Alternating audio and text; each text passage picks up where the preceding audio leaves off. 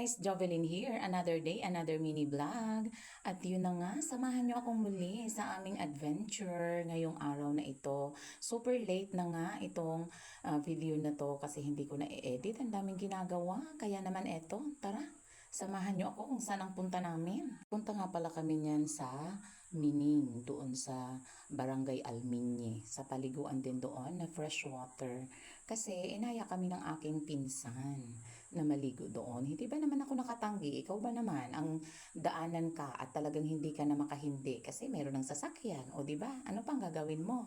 Hindi, sakay na. At eto na nga, hindi nagtagal, nandito na tayo sa mini resort. Ayan na nga ang aking mga kasama. Nauna na sila, kami ang huli dahil nga galing pa ako niyan sa eskwelahan, umattend ng meeting.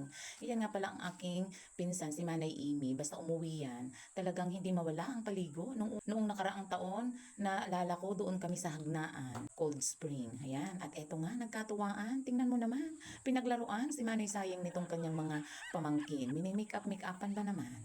O at yan, syempre, game na game din. Pero ayaw niya syempre magpalagay ng lipstick.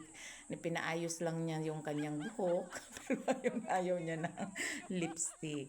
At ayan nga, hindi nagtagal, nagkain na at ligo na, ligo-ligo time, o di ba?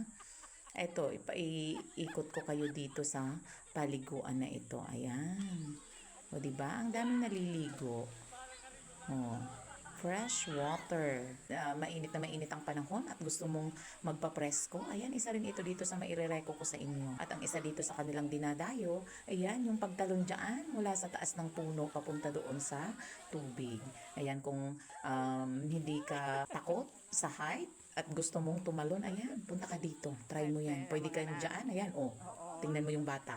Hahawa ka sa lubid at magpapa-ulabyog ka at yun, talo na sa tubig. Hanggang dito na lang ang mini vlog kong ito. Samahan nyo akong muli sa mga susunod kong video. Salamat Manay Amy sa pag-imbita at sa mga memories. Bye!